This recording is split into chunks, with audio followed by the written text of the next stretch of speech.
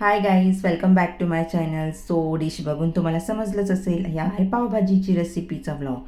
So मी बनवली आहे आज पावभाजी. तर त्यासाठी लागणार आपल्याला पहिले तर मी घेतले 2 कांदे, 2 टोमॅटो. सो 2 कांदे 2 टोमॅटो ह्याला मी बारीक असं चॉप करून घेणार आहे. सो मी ह्याला चॉप करायला चॉपरमध्ये घालते. त्यानंतर मी इथे कढई गरम करायला ठेवली आहे आणि त्या कढई गरम झाली की त्यामध्ये मी घालणार आहे कांदा, थोडंसं जिरं. कांदा आणि जिरं ऑप्शनल आहे, तुम्हाला घालायचं तुम्ही घालू शकतात. मी एकदम थोडंसं घातलेलं. आणि इथे मी कांदा मस्त असं चॉपरमध्ये फ्राय केला आहे, चॉपरमध्ये कापून घेतला आहे. त्यानंतर मी चॉप करून कांदा फ्राय करते. सो आता मी ह्याला चांगलं मस्त असं थोडंसं पिंकिश कलरमध्ये होईपर्यंत मी ह्याला चांगलं फ्राय केलं. त्यानंतर मी चॉपरमध्ये घातलेला टोमॅटो. सो टोमॅटो पण मी चांगला फ्राय करून घेतला तेलामध्ये. कांदा टोमॅटो मस्त असं फ्राय झाला, असं थोडंसं त्याला पिंकिश कलर आणि टोमॅटो पण थोडंसं स्मॅश झाला की त्यानंतर मी त्यामध्ये घातलं अद्रक लसूणची पेस्ट. सो ॲक्च्युली ही कांदा झाल्यानंतरच घालायचं होतं, तर मी थोडी विसरली. त्यानंतर मग मी घातली यामध्ये थोडंसं मीठ, म्हणजे कांदा चांगला थोडंसं शिजेल, टोमॅटो पण त्याच्यामध्ये थोडा मिक्स होईल. आणि मी अशा प्रकारे कांदा टोमॅटो, थोडंसं मीठ, मग अद्रक लसूण पेस्ट हे सगळं घालून मी ह्याला थोडंसं असं फ्राय करून घेतलं. आणि हे फ्राय करून थोडंसं शिजलं की त्याच्यानंतर आपण यामध्ये मसाले घालणार आहे. सो मी इथे पॅकेटचं वापरते ॲक्च्युली, अद्रक लसूण पेस्ट. तुम्ही घरी बनवून पण घालू शकतात, पण माझ्याकडे आता इमर्जन्सीमध्ये पॅकेट होतं, तर मी हे त्यामध्ये अद्रक लसूण पेस्ट घातली ती. त्यानंतर जो काही चॉपरमधला उरलेला ॲक्च्युली थोडासा टोमॅटो होता, तो मी त्यामध्ये परत घालत होती. सो ते झालं. त्याच्यानंतर मी कांदा टोमॅटो फ्राय करून घेतल्यावर घातले त्याच्यात मसाले सगळे. सो मसाल्यामध्ये मी घातलं आहे त्याच्यामध्ये लाल मिरची पावडर, त्यानंतर थोडीशी हळद आणि पावभाजी मसाला. सो हे सगळे मसाले मी त्यामध्ये घातले. आणि धने पावडर पण मी घातलं आहे. सो तुम्ही तुमच्या टेस्टप्रमाणे घालू शकता. तरी मी पहिली घातली हळद. तर तुम्हाला जर तुमच्याकडे अजून कोणते मसाले तुम्ही घालू शकता, पण मी एवढेच मसाले यामध्ये घातले. सो ही आहे धना पावडर.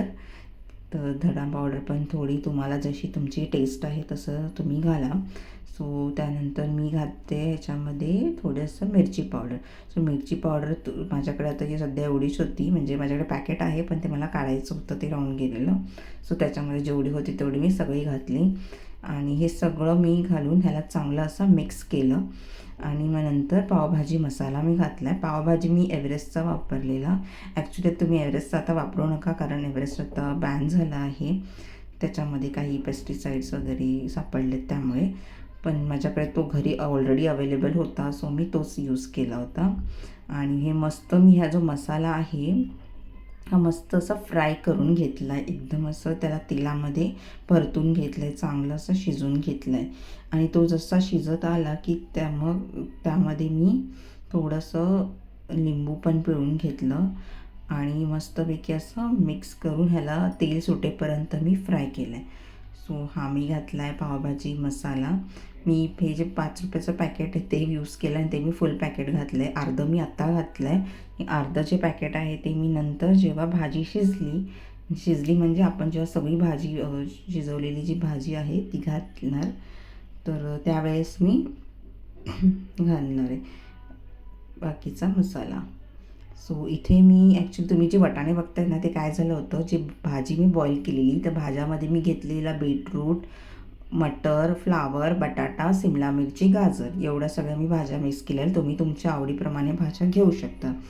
तो हे काय झालं, जे आपण मसाला जेव्हा फ्राय करतो तो मसाला तेल कमी पडलं किंवा जळत होता, त्यामुळे मी याच्यामध्ये थोडंसं हे जे भाजीचं जे पाणी आहे ते त्यामध्ये मी घातलं होतं. आणि आता मी भाजीला चांगलं असं हे मी कुकरमध्ये सगळं शिजायला घातलेलं. चांगलं असं बॉईल झाल्यानंतर मी ह्याला सगळं स्मॅश केलं स्मॅशरनी. सो अशा प्रकारे मी ह्याला सगळं स्मॅश करत होती. आणि एकदम असं मस्त स्मॅश झाल्यानंतर मी ते घातलं आपल्या भाजीमध्ये, कढईमध्ये. सो हे जे मी अशा प्रकारे स्मॅश करतो एकदम असं बारीक करून, कुकर थोडासा गरम होता त्यावेळेसच खोलायचं मोस्टली तरी, कारण मग तेव्हा ते लवकर पटापट स्मॅश होतं.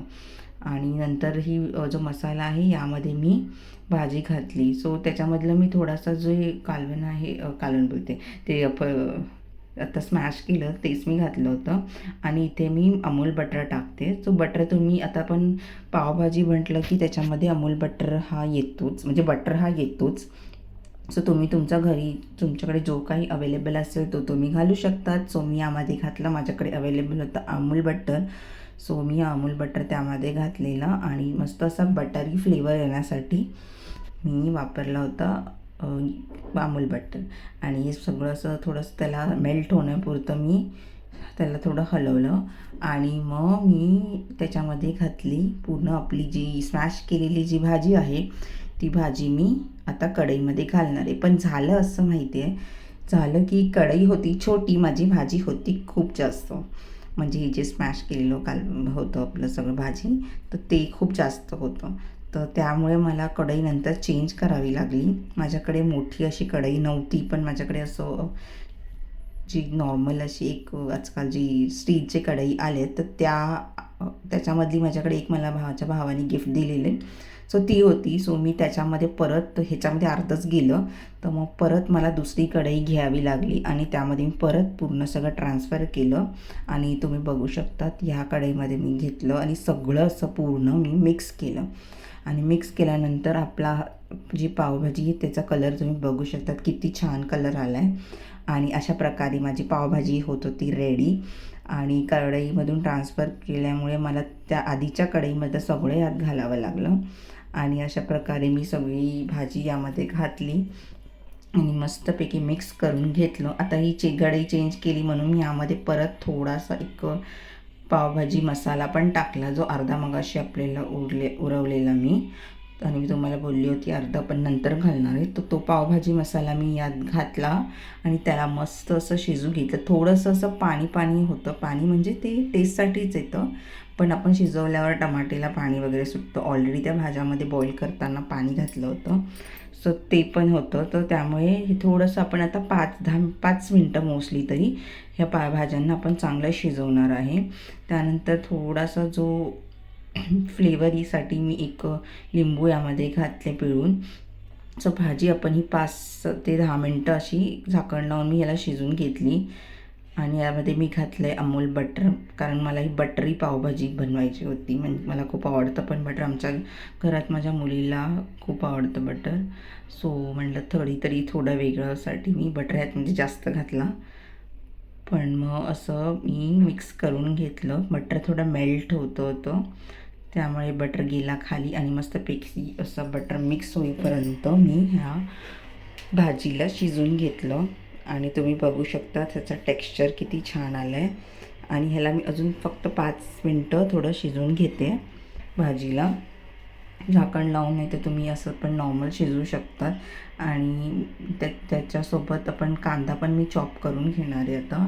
सो म्हणजे आता मी हा लिंबू घालते. तुम्हाला मी दाखवलं नव्हतं की मी लिंबू घातला, अर्धाच लिंबू घातलेला, ते पण फक्त टेस्टसाठी. तो ऑप्शनल आहे, तुम्हाला जर घालायचं आहे तर तुम्ही घालू शकतात. मला आवडतो त्यासाठी मी हसहस वरतून पिळून टाकला.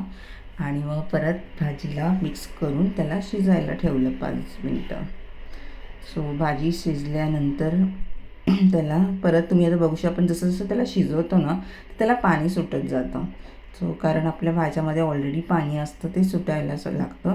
तर परत ती थोडी आपल्याला थिक करायसाठी ग्रेव्ही, त्यामुळे मी परत शिजवलं. आता मी ते चॉप करून घेतली एक कोथिंबीर. आणि कोथिंबीर चांगली चॉप झाली की त्याच्यावर मी घातलेली आहे मस्तपैकी अशी खूप सारी कोथिंबीर, कारण मला कोथिंबीर खूप आवडते. आणि मी हे सगळं मिक्स करून घेतलं आहे. आता मी कोथिंबीर फ्लेवरसाठी जास्त घातली. आता त्याला मी करणार आहे मिक्स. आणि चा कलर तुम्ही बघा किती छान येईल आता. तर असं सगळं मी पावभाजी मस्तपैकी माझी रेडी झालेली आहे. आता याला मी सर्व करणार आहे मस्त गरम गरम पाव कांदा लिंबूसोबत. सो कशी वाटली तुम्हाला माझी रेसिपी पावभाजीची मला कमेंटमध्ये नक्की सांगा. तुम्ही पण बनवा अशीच माझी रेसिपी पावभाजीची आणि मला नक्कीच सांगा. आणि माझ्या चॅनलला लाईक करा, शेअर करा, सबस्क्राईब करा. आणि ही अशी होती माझी पावभाजीची रेसिपी आणि अशी केली मी तयारी. माझ्या भाजी ही बघा, माझी भाजी ही मी गरम केली हे पाव, कांदा, हे सगळं माझं रेडी झालं. बाय.